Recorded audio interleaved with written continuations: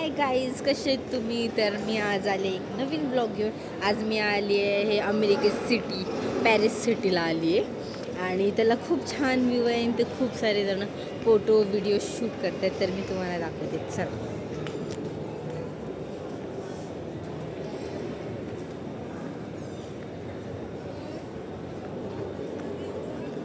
खूप छान आहे इकडे, तर तुम्ही पण विजिट करा. आणि तिकडे तर खूप छान व्ह्यू येतो.